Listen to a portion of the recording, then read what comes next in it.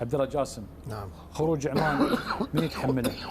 المدرب ولا اللاعبين؟ شوف خالد، يعني احنا بالفعل حزينين على خروج المنتخب العماني، خاصة ان الفريق العماني خالد جاته فرصة على طبق من ذهب في مقابلة فريق يعني اقل من عادي اللي هو خوزستان. لكن اللي شفناه اليوم يا خالد، احنا ما ندري ولا نعلم ما هي الخطة اللي وضعها اتحاد كرة القدم العماني عشان ما نروح بعيد وندخل بحر. نكون هني مع الفريق ومع الجهاز الفني. خالد يعني دائما أول ضحية في أي بطولة ولأي فريق اللي هو الجهاز الفني. يجب خالد أن لا نضع، يعني دائما الجماهير تذهب للمدرب بمجرد تعليق أو إشارة لأحد المسؤولين أو المحللين أن المدرب والمدرب. لا، المدرب مش في كل الحالات، المدرب يتحمل أكيد أنه جزء. نعم. لكن ما نضع خالد حبل المشنقة في عنق المدرب ونقول هو السبب ويتحمل كل هذه الأخطاء ويتحمل خروج المنتخب العماني. فلو كان شيلة المدرب هي السبب وتضمن عودة المدرب فما عندنا مشكلة. لكن خالد المشكلة اليوم، يعني اليوم مثل ما قلت أنا أن المنتخب العماني جاته فرصة في لمباراة سهلة يفوز اليوم، أخذ 3 نقاط، طيب يدخل ياخذ الثالث.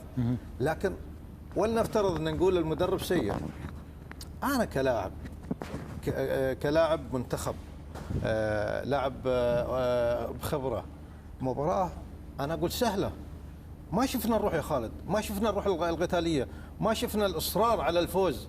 شفنا فريق خوزستان كانه هو اللي لو فاز هو اللي راح يوصل.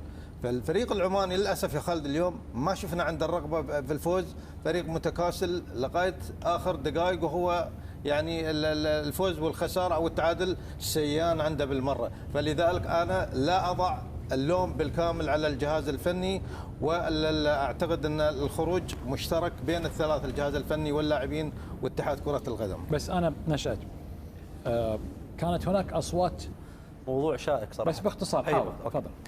انا في وجهه نظري مع اللاعبين اللي شفتهم في هذه البطوله، احنا البارحه تكلمنا، انا ما دخلت بالامور الفنيه وما تكلمت، وحاولت انه انا اعرف كل المنتخبات العربيه تتابع المجلس وتسمع الصوت، تسمع النقد وتسمع المدح وتسمع الاطراء كلها تاخذه، اعرف. فانا تكلمت البارحه، تكلمت كثير على الجانب النفسي، لان كنت اتوقع انه راح يجي مردود نفسي او جانب نفسي من اللاعبين العمانيين ويكون مردودهم داخل الملعب. اتضح انه ما في هذا الجانب النفسي، ما يشتغل عندهم صراحه، لانه مو برانكو فقط يتحمل المسؤوليه. انت لو تجيب اليوم افضل ان برانكو ب10 مرات ما راح يطلع مع هذه مجموعه اللاعبين، يمكن يجوز 5% او 10%، ممكن اضافه اكثر. ليش ابو جاسم؟ انا مو تقليل من قمه اللاعبين او نوعيه اللاعبين، قد يكون هم افضل، لكنه بنفس الوقت انت لازم توفر لهم ارض خصبه. جاسم دوري تعبان، دوري متهالك، دوري عنده اهم قاعده اللي هي قاعده الجمهور، بس ما في دوري قوي. انت اليوم كيف تبني منتخب؟ هاي احنا ابسط مثال لك العراق. صحيح يعني العراق هذه فتره بسيطه عدنان درجال، دوري قوي صار، هسه نختلف نتفق في دوري قوي، في منتخب قوي صحيح، مباريات منظمه، آلية للدوري منظمه، عندك منتخب قوي. فانت متى ما تقوي هو نتاج الدوري منتخب قوي. فانت لا تقول لي برانكو وتقول لي كذا فلان ولا هسه لو اجيب جوارديولا مع مجموعه اللاعبين ومع آلية الدوري ومع الشح المالي اللي موجود للكره العمانيه، صدقني ما راح يصير شيء، صدقني ما راح يصير شيء ولا راح يتغير شيء. الناس تبني، اول شيء تفكر به من ناحيه التسويق والتنظيم، ولا تنظر للجمهور. عندك جمهور بعدها تقعد تبني منافسات، تبني مباريات وديه على مستوى عالي اذا كانت للمنتخبات او فعاليات مصاحبه، وهذا اللي احنا دا نشوفها في السعوديه والنقله الكبيره اللي موجوده في السعوديه. مو فقط كره قدم، في اليات مصاحبه لها ويشتغلون كره القدم جانب كره القدم. فانا في وجهه نظري مو بس برانكو يتحمل المسؤوليه، لا، برانكو جزء، اضعف حلقه اليوم موجوده في المنتخب برانكو، فريق غير مهيئ صح، اضعف حلقه شوتو والدليل كبش فداء. بس خليني اكمل، بس خليني العفو. شوف لازم يكون في كبش فداء. من الكبش الفداء؟ برانكو، لانه اضعف واحد موجود في المجموعه. انا في وجهه نظري مو برانكو، انا في وجهه نظري لابد اعاده هيكلة. تنظيم هيكله. اذا كان اتفق بشكل كبير مع احمد. بس شباب، الهيئه العامه اللي موجوده في عمان نفس ايطاليا اللي هو مثلث مقلوب راس الهرم. بس اسيا التصفيات اللي هم اصلا لعبوا مع قرقستان في قرقستان وخسروا بواحد. صحيح. طبعا خالد، المسؤوليه بتتحمل او بيتحملها الكل. يعني اليوم كره القدم انا سؤالي لك واضح كابتن. سؤالي واضح. انا عارف ان في النهايه المنظومه كلها، لا سؤالي لك واضح، خليك معي في أوكي.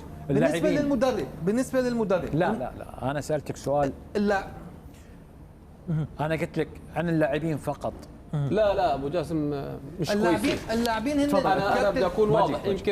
يمكن الجواب الجو... لازم يكون في لفه ودوره، بس هو بصراحه اللاعبين اليوم لا يوجد عندهم لا رغبه ولا مسؤوليه ولا في روح ولا في قتال ولا في حرقه على علم عمان، وهذا واضح جدا في المباراه. من بعد تسجيل الهدف انت اجاك اول انذار صح؟ وتسجل مرماك هدف وتسلل، واجاك انذار ثاني وتسجل هدف وتسلل، وفي المجلس هون الكل كان خجلان يحكي انه عمان راح تطلع متعادله او مغلوب، الكل كان خجلان. لكن الواقع هيك، واضح انه الفريق ما في عنده قلب. وامبارح حكى نشأت عمل لك هيك، هاي المباريات هسه قلب، وفعليا ما في قلب. فانت ما عندك قلب ما بتقدر تلعب كره قدم. حط المدرب على جنب وحط الرياضه كلها على جنب. القلب مين بده يحطه يا عثمان؟ المدرب بس اللاعبين المسؤولين. اوكي، في شيء خاص في اللاعب وفي شيء نفسي بزرعه المدرب في اللاعبين معك 100%. والجهاز المعاون للمدرب ليس فقط المدرب. يعني انا بس بدي احكي ليش عن نقطه المدرب. اليوم المدرب 4 سنوات مع المنتخب، ليش من 4 سنوات ما اكتشفوا انه هو مدرب لا يصلح الا بعد الخساره؟ دائما انه هو قال انا كنت متفاهم مع اللاعبين مع الاتحاد وحقق بعض الانجازات.